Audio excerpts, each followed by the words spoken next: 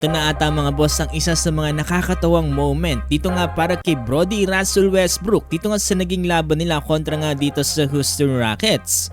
Paano ba naman kasi mga boss na etong si Brody ay inasar pa etong si Jalen Green tapos nga mga boss mawalan to ng respeto sa kanya during the game. Ang nga ba sinabi dito ni Brody mga boss no, bakit pati mismo ang teammates dito ni Jalen Green ay tinawanan din siya. Ito pang mas matindi mga boss, during dito sa laban ng Los Angeles Clippers kontra nga dito sa Brooklyn Nets, eto imbis na ang active player mga boss ang nakaupo sa front bench, ang mga injured players pa kagaya nila Ben Simmons ang nakabalandra.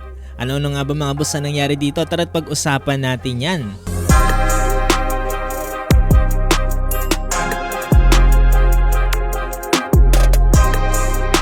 Pero bago yan mga boss, pakilala ko muna sa inyo itong sponsor ng ating video. Alam nyo ba nitong 2010, ang Bitcoin ay nagkakahalaga lamang ng almost 5 pesos. Ay yung mga unang nagtiwala dito sa Bitcoin, kagaya ni Laszlo Hanyes mga boss no, pinambili ng dalawang Papa John's pizza ay nagkakahalaga ng 10,000 Bitcoin. At that time kasi ay nagkakahalaga lang to ng $41 sa kanila. Pero fast forward ngayon mga boss no, nasa 5.6 million pesos na ang isang piraso ng Bitcoin. Mga boss, hindi pa huli ang lahat para makapag-invest tayo dito nga sa digital currency. Kaya pinapakilala ko sa inyo itong Pocket Broker na kung saan isang app na pwede kang mag-trade ng Bitcoin at iba pang investments. Ito sa Pocket Broker, hindi ka malulula sa mga makikita mo dahil punong-puno to ng mga guides. Para naman magsimula ay kinakailangan mo lang i-click yung link dito nga sa baba, mag-sign up ka lang dito gamit yung email mo at kapag wala ka namang email, yung Facebook pwede mo rin gamitin. Tapos na ilagay mo lang din yung password na siguradong matatandaan mo. Tapos yun, huwag mo kakalimutan ilagay yung promo code na TIME2025 para sa 100%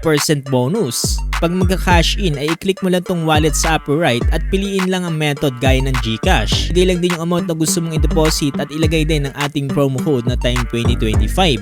Naman sa pagtitrade, pwede mong i-predict kung bababa o tataas yung market based sa iyong research. Sa ating video, naglagay ako ng $60 at pinredict ko nga na bababa yung market. After a while mga boss no, eto bumaba nga yung market at kumita nga ako dito ng $115. Naman sa pag-withdraw ng iyong kita ay napakaraming method kagaya na lamang ng GCash, bank transfer at digital currency. Itry nyo na itong Pocket Broker mga boss no, at huwag kakalimutan gamitin ang ating promo code na TIME2025 para sa 100% bonus. Ito nga sa naging laban ng Houston Rockets kontra nga dito sa Denver Nuggets ay winakasan nga dito ng Rockets ang win streak dito nga ng Denver Nuggets at tinalo nila ito sa final score na 128-108.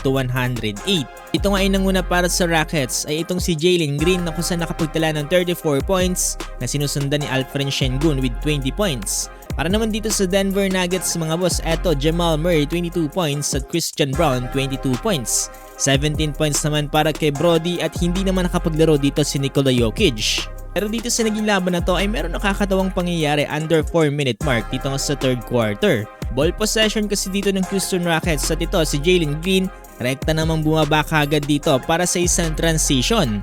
Pero etong si Brody Russell Westbrook ay hinabol nga siya at nagkaroon nga dito ng isang foul.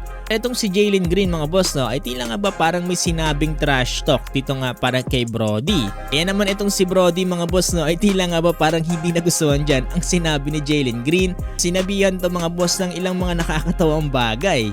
Ewan ko nga mga boss kung ano yung sinabi dito ni Brody, pero sure ako mga boss na nakakatawa yan dahil kahit mismo ang head coach at ang mga assistant coaches at maski players dito nga sa Rockets ay natawa dito sa mga pinagsasabi mga boss dito nga ni Brody. Mayroon nga lang tayo ditong isang clip na kung saan narinig na sinabi dito ni Brody, "Don't talk to me like that, you used to play in my AAU team." Para sa mga hindi nakakaalam mga boss no, etong si Jalen Green ay minsan na nga naglaro sa AAU team kung saan minsan na rin naging sub coach etong si Brody Russell Westbrook. Sabi siguro dito ni Brody mga boss na magbigay respeto sa nakakatanda. Pero sa tingin ko mga boss, double meaning ang ibig sabihin dito ni Brody dahil etong si Jalen Green mga boss no ay napapabalitang meron ngang secret relationship ito nga sa 39-year-old mga boss na si Drea Michelle. Itong anak ng actress mga boss na si Michelle ay same age nga mga boss dito nga ng kanyang boyfriend na si Jalen Green na 22 years old. Gets ko na mga boss kung bakit natatawa ng ganito ang mga bench players ng Rockets. Ito pa nakakatawa mga boss no, during dito sa naging laban ng Brooklyn Nets kontra nga dito sa Los Angeles Clippers, tapos lahat mga boss ng star players dito ng Brooklyn Nets ay injured. Yung mga bench players talaga ngayon ang napuruhan dito nga sa naging laban na to. Itambakan nga dito ang Nets mga boss sa final score na 126-67. Sobrang grabe yon. Pero ito kasi nakakatawa sa part na to mga boss, no? Under 5 minute mark dito nga sa second quarter. Eto, lahat ng mga active players mga boss dito na naglalaro currently nasa likod ng bench mga boss, nakaupo imbis na dito sa harap. Plus wala kasi silang maupuan dyan mga boss, no? Dahil nga dito nga yung mga injured na veterans. Alam naman natin ay isa to sa mga unwritten rule ng NBA, pero maski kasi ang commentator mga boss, no, ay natawa dito sa setup ng Brooklyn Nets. Sana makarecover na kaagad ang mga players na to dito para sa Brooklyn Nets dahil grabe talaga kawawa ang kanilang team.